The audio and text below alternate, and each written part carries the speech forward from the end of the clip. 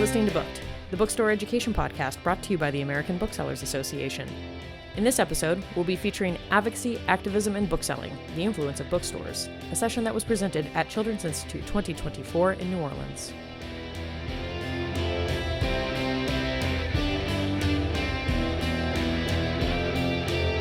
Okay, everyone, we're ready to get started. If you are, how many other people are tired right now? Exactly.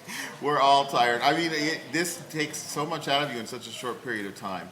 And it is great that we're all tired because when you talk about advocacy and activism and doing things in your store like this, you're going to get even more tired. It's just part of the bargain in being able to make an impact in your communities. And I'm so glad that we have such an incredibly diverse group of people here with different experiences in their communities to talk about what they do, and also to hear from you about things that you're doing out there as well. So we're super excited. I'm going to go here. Most of you already know all of this housekeeping right now, so just make sure your phones are off if you can.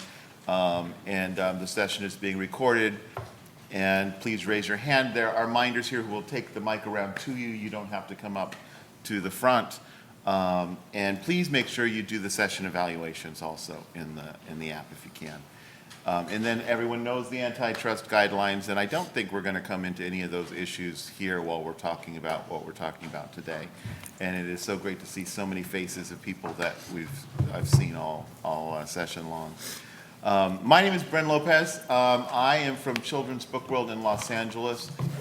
At our store, we only have we have one primary mission.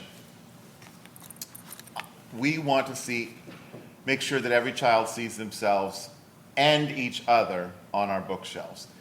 And each other is as important as them seeing themselves, because that's really what we're all talking about. We talked about it this morning. You are writing books for people so that they can actually see themselves for the first time, but you want these other kids to understand that these stories are for them as well. And so that's the beauty of that. Everything that we do is centered and focused on that mission. And so we'll talk about that, and I'm going to go down the line and have everyone introduce themselves, and then we'll get into the first topics.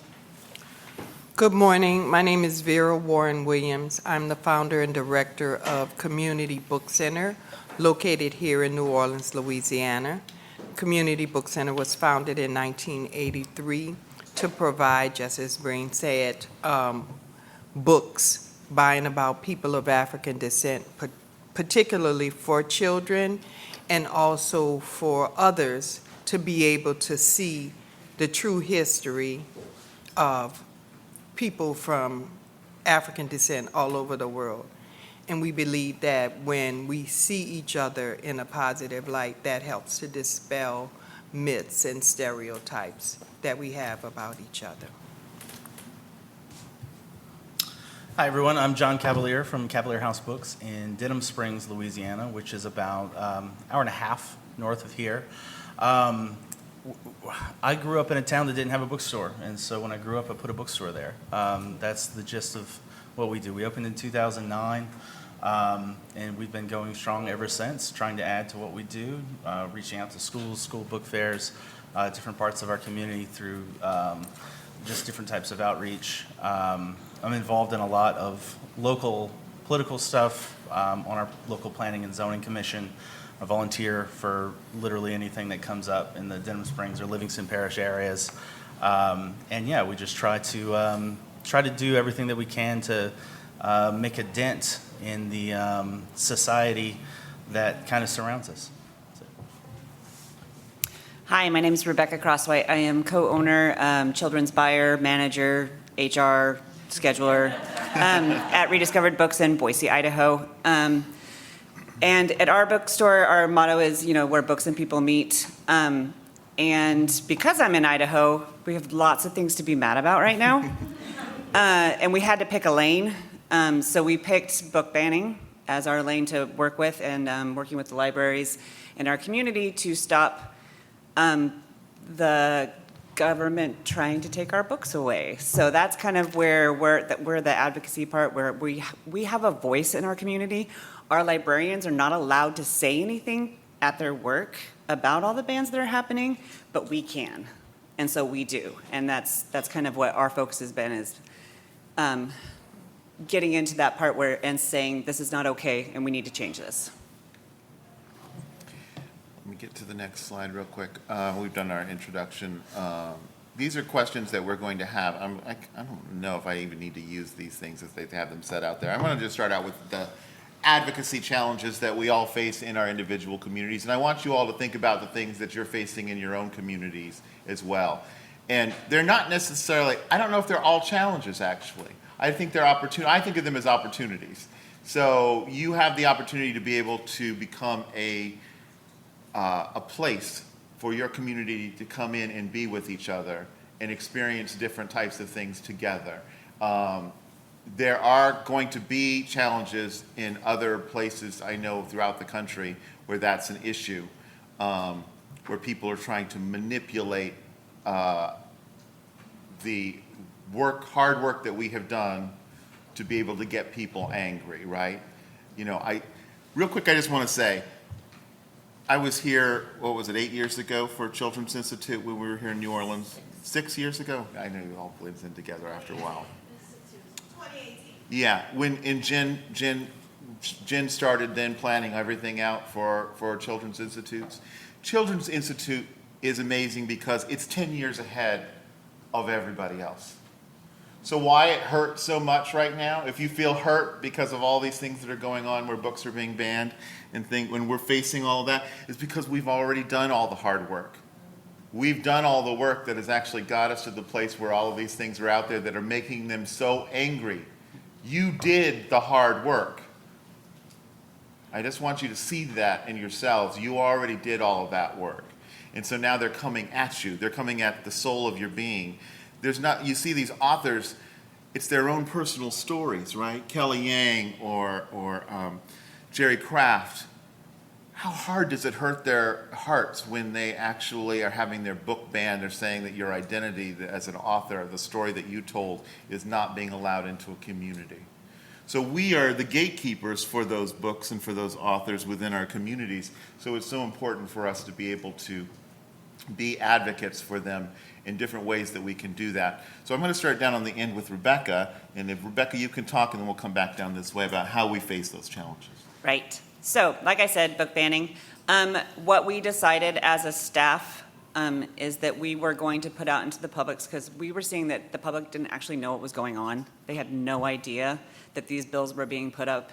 And they're very sneaky when they do it. They'll be like, okay, we're going to do this bill sometime this week, but they won't tell you until 10 o'clock at night that it's going to be at 7:30 the next morning. So it was a lot of juggling schedules and stuff like that, but we showed up at every meeting where they had the bills being put in front of a committee. And we spoke at every meeting where they were putting the bills up for discussion. We had a really great experience. One of the first times they put the bill up, we put it out pretty early, and we ended up having 3 overfilled rooms on top of the rooms that this hearing was being held in, of people who just showed up. And that was kind of a really heartwarming, great thing for us. This bill, Bill 710, so the year prior, they tried to do this multiple times, right? But when it went to the governor's desk, he didn't sign it. And that kind of blew us away, because Brad Little is not somebody who usually stands up to people.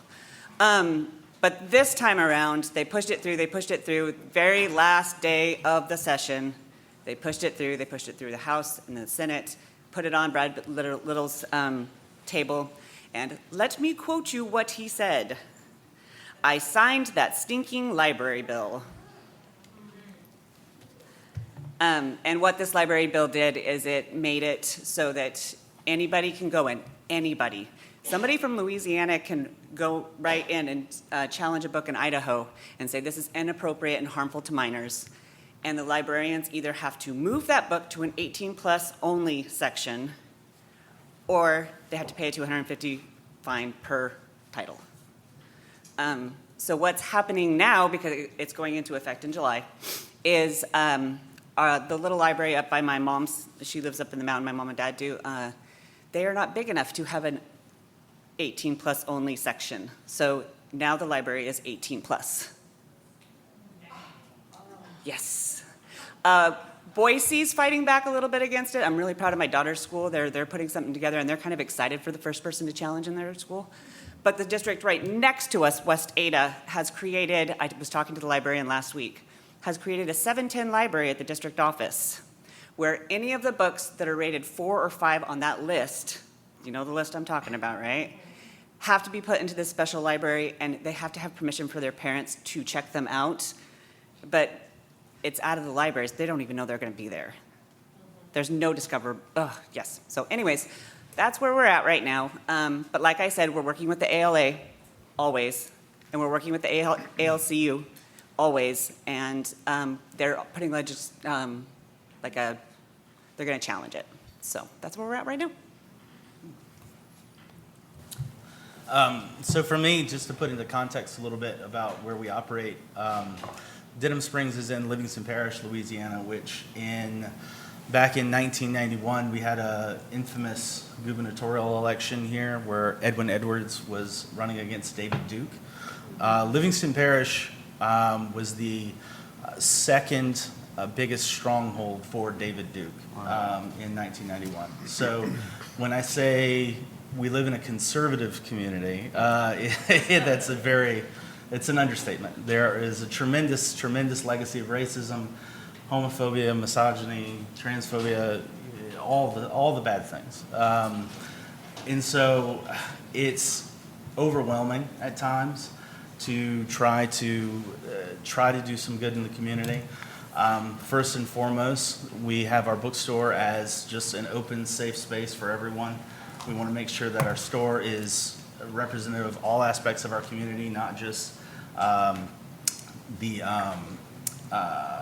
loud majority that's there as well. And yeah, we do that. I do that personally through just volunteering for anything I can.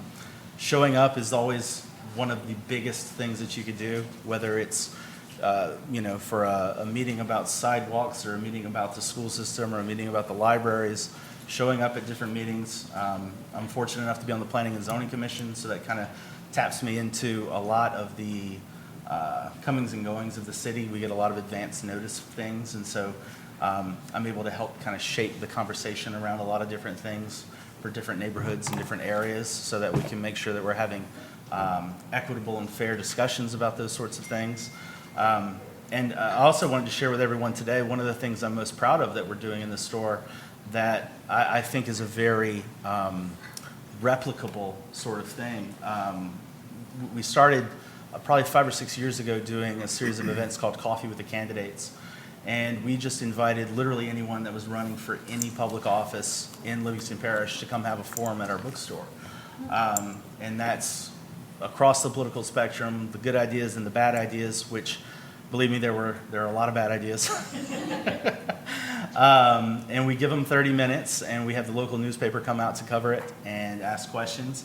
And that's helped us in a couple of ways. One, being a venue to when people are airing out ideas that are bigoted in whatever way, it gives us a forum to challenge, but it also gives us a forum to redirect the conversation where they're hijacking the issues, they're hijacking the conversation of, all the hot button issues that put, fear into the hearts of folks across the country. We get to redirect the conversation, and so that's been a really big thing. And the other thing that it's helped with is relationship building. It's been a very practical thing to do. Just for example, we've got coming up in a couple of weeks, we're hosting our parish president. He's doing a open house roundtable discussion sort of thing in the store, just open to all the citizens. The reason we got that booked is because one of the former candidates that came in is now one of his communications directors. And so it's just practical relationship building where we're able to take all these events that we've done in the past and help mold different forums and different discussions going forward. Well, as far as community book center is concerned, we have always, and we've always been on the forefront of trying to make Black books and other books that tell the true history and culture of people available. And we know that the narratives, the true narratives, have always been under assault. As we see around the country, they're trying to completely rewrite history and completely rewrite us out of history. And so we've been working just to make sure that our stories are continue to be told. It's really, really challenging here in terms of in Orleans Parish where we live, as opposed to some of the other parishes that have official book bans where you can't have certain books. We haven't gotten to that point, and if we ignore them. But I think one of the most challenging things that we're working toward is also trying to make sure that in schools that there are libraries. Many of the schools here don't have libraries. They have media rooms that are for all other reasons other than stocking books of any kind for students to be able to have access to. So again, working with organizations like ACLU and Step Up to make sure that books actually are into the schools and that libraries are serving the function that they are supposed to and are designed to serve. So at Children's Book World, we have, I would say that it would seem like we're in an area where that's not taking place. You would think that west side of Los Angeles. Different sort of things can take place. But I do want to put across the idea that we didn't think just 2 years ago that all these things would be taking place, and they are. We all thought we were in safe spots, and we weren't. So it's not, anything can change like that, and we're on the verge of all of that again. So you just, and we have to support each other in different ways. So one of the ways that we try to meet those challenges to help everyone across the country, or whoever can reach us through our website and through our own community events, we do it through curation. So I am a big advocate for curation being the, curation is advocacy. So the titles that are being banned, there's a reason why they're being banned. Those titles should be faced out front, not only in your store, but on your website. They should be out there. You should be carrying them, and you should be advocates for them in your store, whether they appeal to the people in your community or not. So I was a kid who did not have any characters that represented my personal background, and I'm 50, I'm going to be 58. I became an amazing reader. I worked as a bookseller for 30 plus years, and I became a reader despite all of that, right?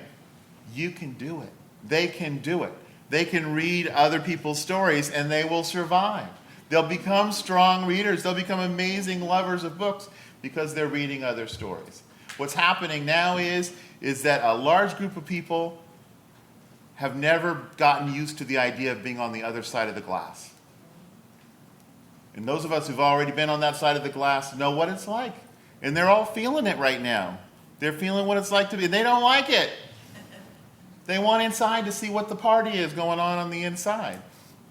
And by putting all of these books out there and reading these books out loud, because we all know that the books that they're trying to ban, there's nothing bad in any of those books. They're celebratory books. They're joyful books. They're books about being together. So celebrating those books in any way you possibly can. So one way is through curation, and you can do that over and over again. That's an easy step to be able to take. Another thing is with young people. Young people have these incredible voices. I used to be an AIDS activist back in the 80s with ACT UP LA during a really tragic time. I know exactly. I see all these young people now who are, I know, and as older people, you're like, oh, why are they so angry all the time? I get it. And they will move mountains. Will move mountains that we are not capable of being able to move, because we're a little bit more lethargic.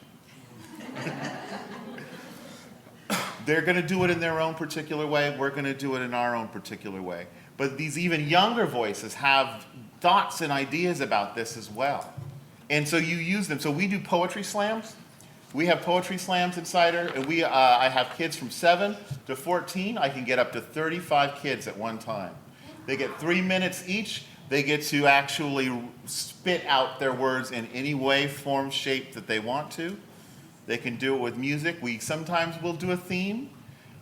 We have one that is coming up in July. Our poet laureate is Hope Anita Smith. Some of you may know Hope Anita Smith. She is an amazing award-winning children's book author and illustrator. She's done all of our poetry slams with us. The kids do their poems. She actually gives them feedback at the end, and we pick an actual poet laureate who actually wins a $25 gift certificate to the store. All the other participants actually get a $10 gift certificate to the store. So they're able to purchase books and be able to do that. This theme for this upcoming one is using your voice to create change. And so I'm telling you, you are not prepared for when a 7-year-old who looks like Scout from To Kill a Mockingbird does one of the most angry poems you've ever heard. Our first slam was right after the 2016 election.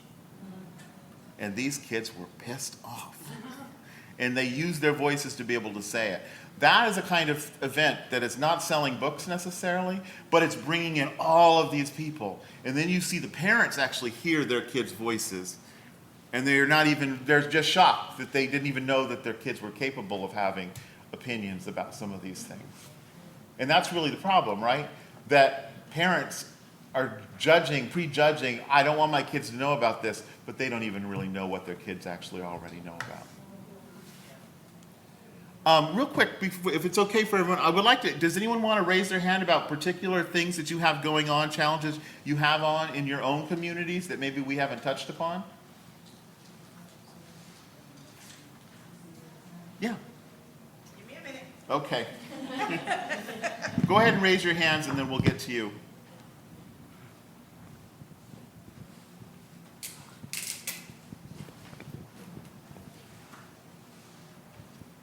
Hi, I'm Lori. I work at Anderson's Bookshop in Naperville, Illinois, and we have a very interesting purple county that we're in, and so we curate. I'm very proud of our curation. However, what's been happening in our community is that we have people coming in and turning the faces of books that have a character of color or any rainbow flag, any kind of trans flag, all of those things get turned around. We had one day where someone had come in and taken all of the Bibles out of the Bible section and cover up books with characters of color on them and then had another woman come in and go, where are all your Bibles?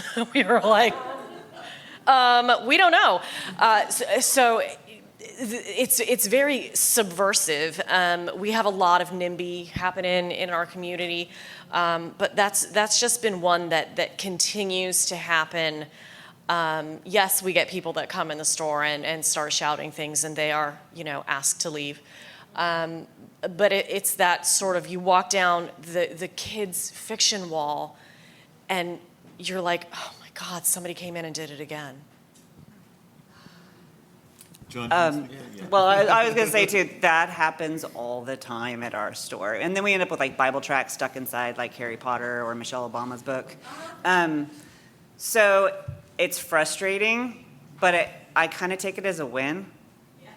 Because they were in the store and they saw the stuff we had on display, and they chose to do that.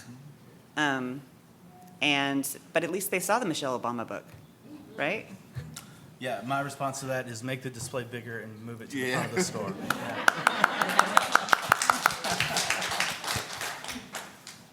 Has anyone else have anything else? Or things that you're doing in your own community that you see as, yes? I have a loud voice.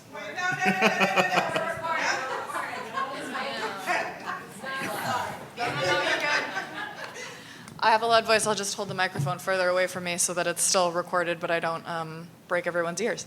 My question is, I'm not an owner. I'm not someone who always gets to make the decisions about some of these things. So what would be your advice for the internal advocacy to ask to help create the external advocacy? Does anyone want to speak to? Well, yes, you wanted to talk about people in your Yeah, staff. yeah, absolutely. This is something that comes up in our store all the time because we do have to pick a lane. Of course, all of our booksellers are behind taking away book bans, but that's not the only thing they're passionate about. They've got lots of different passions, and we fully support all of them. If they want to build a display about Palestine, that is how we're going to show what we believe in. We show what we believe in through our displays and which books we sell. And when we hear the concern, because sometimes what comes back around to that is that they're fearful of the people who might come into the store, and it's just validating that and doing everything in your power, saying, how can I make you feel safe? Like, what do you need to feel safe? And we try to do that in every case. Well, I guess I can knock on wood.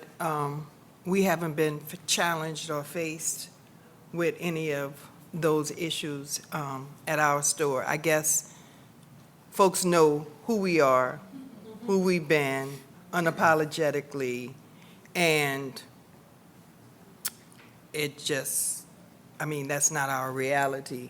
However, we continue to put forth the books that are banned or unbanned that represent and speak to what we believe in and our positions on certain issues. And like I said, I'm grateful that we haven't encountered any of those things in our store. We do, however, have people come in from time to time shouting, but that's just part of the mental illness that we have in our community, which is real, you know, and those are things that we have to also advocate for in terms of our communities and the incarcerated communities, both the ones who are incarcerated as well as their family members, you know, dealing with and working with children whose parents are incarcerated and helping to provide a space and programs and stuff for them so that they can also remain and feel connected. For that's an important part for our store, is reaching out into our community, because we understand where we're necessarily located. We might be in an area where there is a much wealthier group of people, so we have to go out further to be able to find other communities and let them know that they are welcome in our store, and if they can't come to us, then we're going to go to them. So we do a lot of different things. We work with Children's Hospital Los Angeles is a huge part of us. We get donations of new books, and we probably get anywhere from 20 to 30,000 books a year just to donate to them. And then we have the Children's Court. So in Los Angeles, there's an Edelman's Children's Court. Many of you may have a version of this in your own communities. These are kids that are actually, their parents are in the judicial system. They are actually probably most likely going into some sort of foster care system in the meantime. So they go into the courtroom. We've actually built libraries with them with more donated books. These are not going to be message necessarily books. These are activity books, fun books, books that they're going to be able to have a break from the emotional strain of what's going on in their own lives. Books that are small, because they're most likely going to be putting them in a backpack or a bag when they go to the next place that they're actually going to. We get books into every clinic that we can find for neonatal clinics within different communities, free clinics. So because doctors know that parents or caretakers of children, if they read to them when they're young, so these are all frequently bilingual books in our own communities, not just bilingual Spanish and English. We have Tagalog. We have a wide variety of different types of languages that we actually get books in, and we do that. And then we have our Readers and Writers Rock nonprofit. So we got one of the first James Patterson grants when he was giving it to the store, not the booksellers. We used that money immediately to open a nonprofit. Okay. So if you get like this grant, all of a sudden you get this money. I cannot suggest enough to you to open up a nonprofit. It's not. You think it's really difficult, but it's not difficult as long as you follow. Does anyone else here have a nonprofit as well? Okay. Yeah, so the thing about the nonprofits are, and we just keep it very, very small, but it's all centered on getting books into the hands of kids at Title I schools that would not normally have access to being able to have those books, but also not having access to an author who looks like them, speaks like them, and thinks like them. They can talk about their abuela, they can do whatever. So we do things and we bring them out. Like Meg and I talked about with Isabel Allende on Monday night. That is exactly the sort of thing we do. But it's not just that. It's Matt De La Peña, it's Rodi Montijo, it is Danielle Clayton. And these kids go crazy because all of a sudden, here's Nick Stone and she's talking about baseball and this is like this amazing thing and they're getting a free copy of the book. Everything that we do in our store selling the other books is to do that work. That's the work that we're the most proud of, that we feel really great about every single time, is because and then you see those families come back into your store, taking the train or however they can because they now feel a part of the store as well. What I'd like to say is also that in terms of, Community Book Center does not have a nonprofit wing to our store.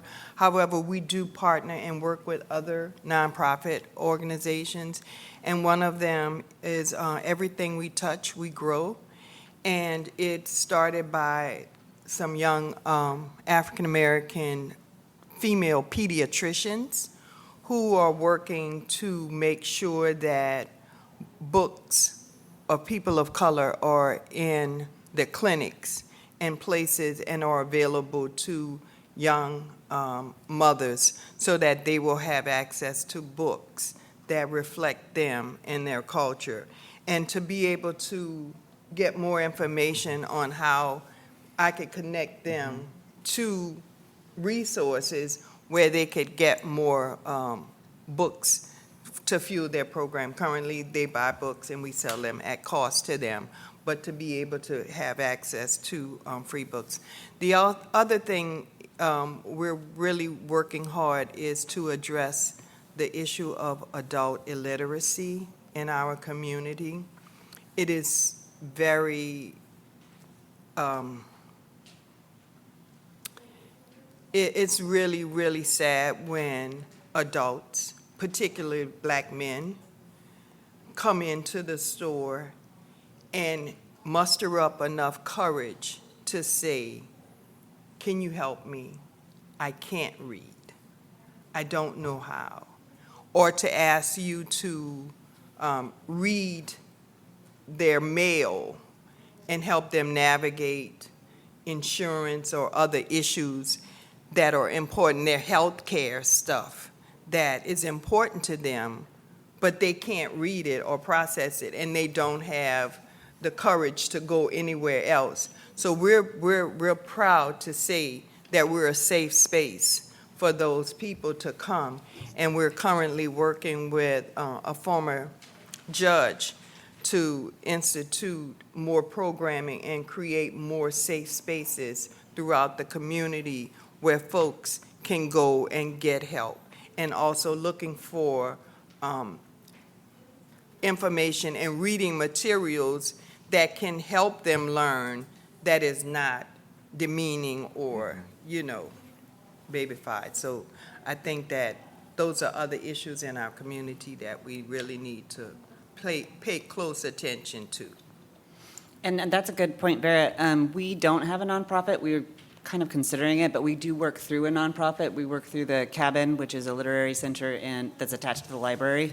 And they, any big so we have a program called Read Freely, It is a program we've done for 5 years now, where we fundraise, and we as a bookstore pick like 5 or 6 books that we think have really good messages or are going to be banned or have something in it that we want our community to read. And so we fundraise that, and then what we do in their books, like this year is Mascot and Love in the Library, and what was the other one? Victory Stand. But what you can do is you can either donate towards this, and that goes through the cabin, or you can sign up to be a volunteer, and you get 10 copies of one of the books, and the only thing you have to do is tell us how you're going to get them out into the community. So how are you going to get these really important books? Because that's our part, right? Getting books into the community, that's building the community we want. So you just have to tell us what you're going to do with those 10 books, and then we give you the 10 books, and you get to go and hand them out and spread the messages, that we want in our community. We can actually just start to I think we've got about, we can take questions also, but we can talk about other things that we're doing within our groups. We don't have to go through the list there necessarily. So there's things you want to be able to bring up. I just wanted to add about that as well. We have a children's book recycling center. So we ask our customers to actually bring back gently used children's books or purchase books. The new books we usually give, children's hospitals can't take any books that have been used in any way, shape, or form. Those need to be new under all circumstances. But there are foster families and other things that if they're, and I'll be honest with you, when we get the gently used books, they're like new. You would never even know. We're not, and we have volunteers who go through them. We would never give anything that is torn up or looks horrible. But you can do this in your own store, and you will get so many. Parents are looking for places to be able to give these books back, and you can then get them out into the community so that they can actually have them. I wanted to talk about 2 things. One about the families that are incarcerated, because we work with Homeboys, Father Boyle's program, because these are men that are coming out of incarceration, men and women who are coming out of incarceration, who now need to learn how to become parents with their kids who may be learning to read as well. So we're looking at new ways of being able to expand that program. We all have those programs within our communities, and there are things that you can be able to do to bring parent and child together. So maybe that's even a process where they learn to be able to read together in that way. Ask for money from your community. There are people, if there's a big corporation, all you have to do is go and ask. All they're going to do is say no, or they're going to say yes, and you're going to get a ton of money. And you're going to build a relationship with them over the years. We've had private donors now who give us thousands of dollars every year for our programs because they know that we are committed to doing that. You can actually ask for that kind of money as well. I just wanted to share one thing that we've done in the past is on what you were saying is there are a couple of drug rehabilitation centers, primarily one here called Bethel Colony, and they help people with substance abuse issues. And what we did, when you have, a lot of people have book and toy drives for the holidays, well, we gathered books and toys, and what we did, we partnered with Bethel Colony and gave those books and toys to the people as a part of the program so that they actually had something to give to their children. So they were presenting the gifts to their children, because oftentimes if you've been out on the street drugging and stuff, you have not had or been able to develop that type of relationship with your children. And for once in your life, you're able to give your daughter a doll or give your son a truck or a book or something like that. So those are good ways, again, that we can meet that population in our community. Also being able to receive books and book donations and then be able to share with homeless shelters as well as battered women's shelters, especially for children there, so that they can have books and other reading materials. And next week, we're hosting the transitional housing and homeless summer camp at our store. So it would be great also to be able to have books that we could donate and be able to give to those students who are a part of that summer camp.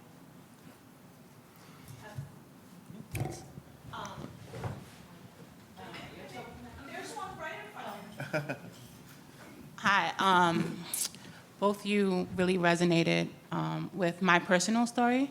My grandmother came here from Puerto Rico when she was 19 and became an educator, and she read to her neighbors who couldn't read for themselves. And I am a child of both incarcerated parents. So when they didn't come around, it was because they felt like they couldn't give me something. Right. So what you're saying is actually like spot on and 100% true. So thank you for the work that you're doing. Thank you.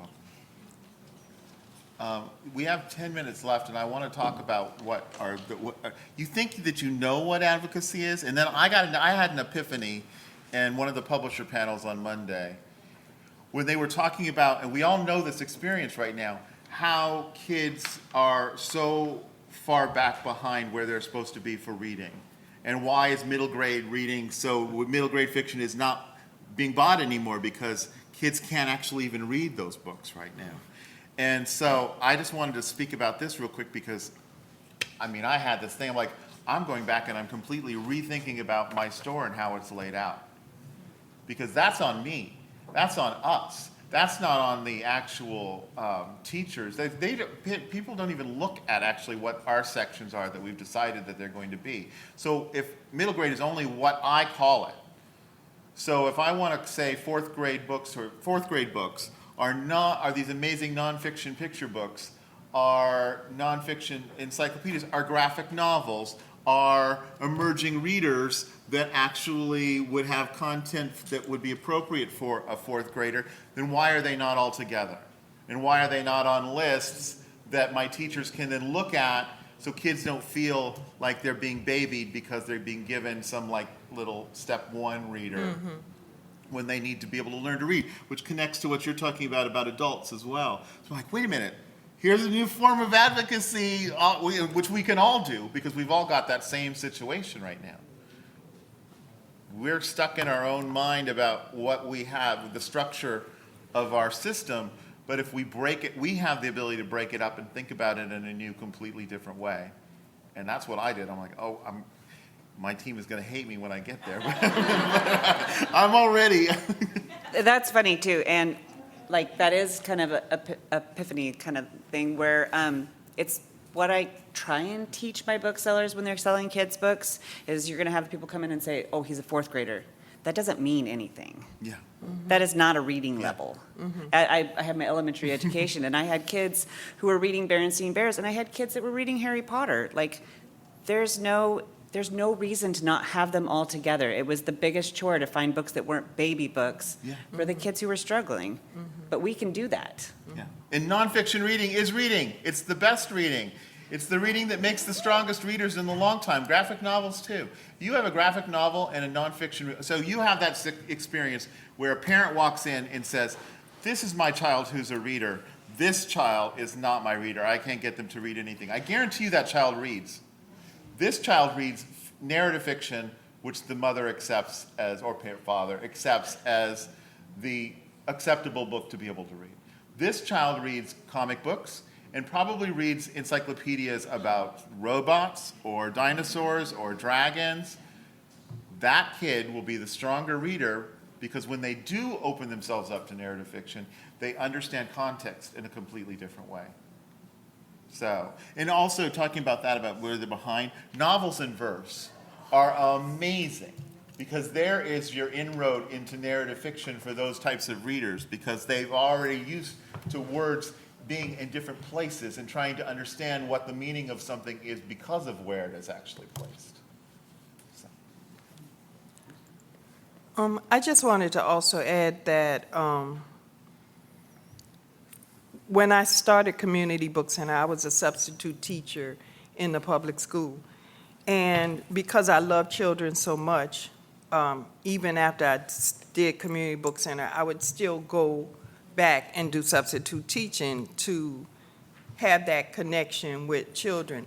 And what I found at a school, particularly post-Katrina New Orleans, where we have a much larger Spanish-speaking community, that in the schools, they would send out newsletters and information strictly all in English. And you would put this information in the children's book bags, and everything would come right back, just as it was. You know, if you say, keep this part and return this part, everything came back the same. And no one thought to put the information bilingual.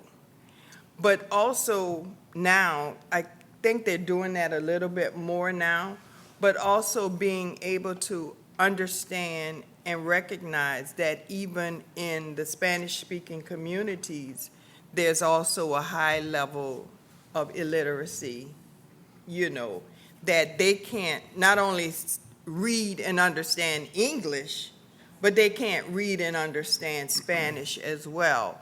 And so beginning to work to establish things to meet them where they are. And I think that that's the main thing, that in everything that we do, we have to meet our people where they are. And if you're unsure as a bookstore person, a bookseller, about how to find books in a specific language that serves your community, go to your library. Because librarians have almost already got those resources around the world to be able to get books in Russian or German or whatever the community is that's actually there. And you can actually see, every librarian I've ever gone to, I've asked, can you share your resources? They have been fantastic for it.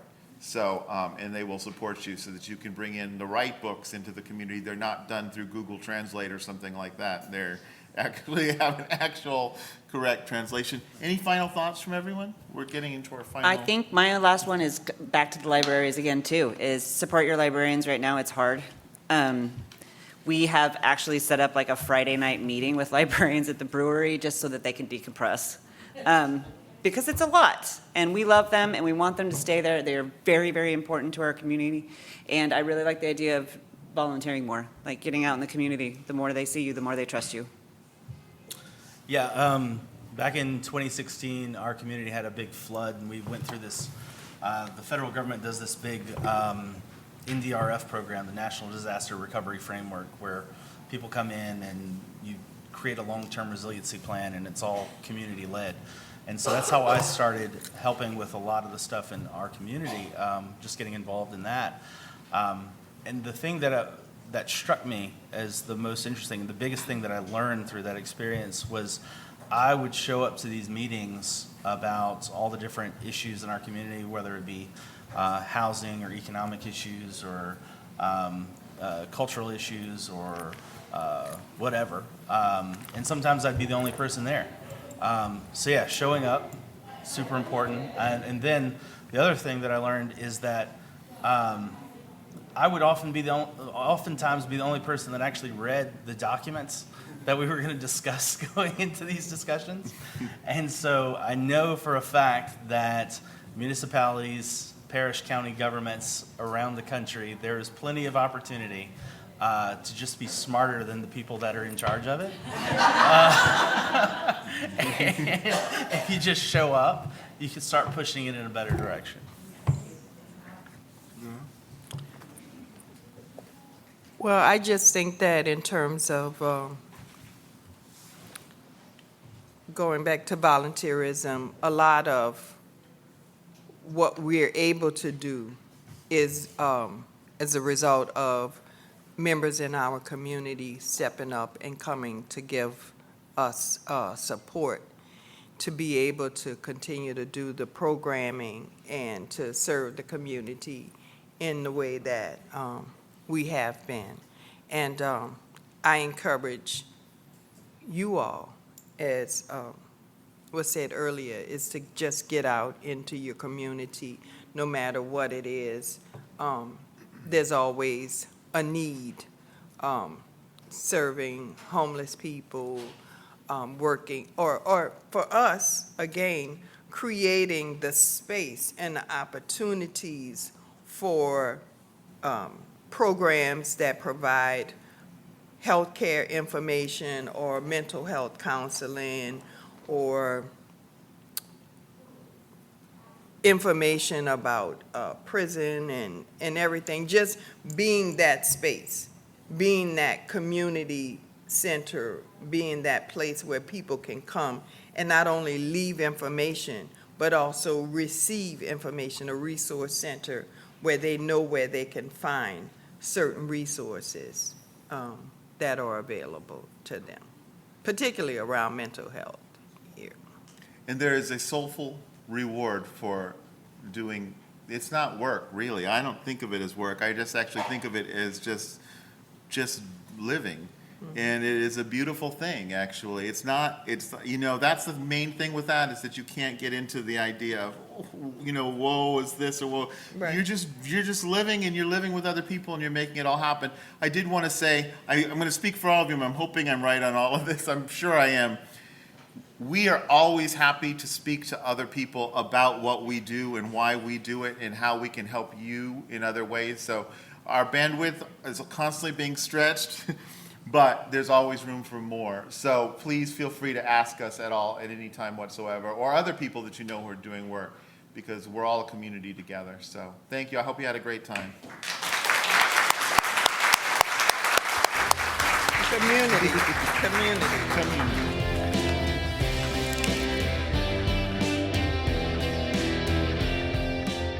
Thank you for listening to Booked, the Bookstore Education Podcast brought to you by the American Booksellers Association.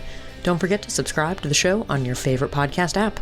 Additional educational resources can always be found on the ABA website at www.bookweb.org. Happy reading!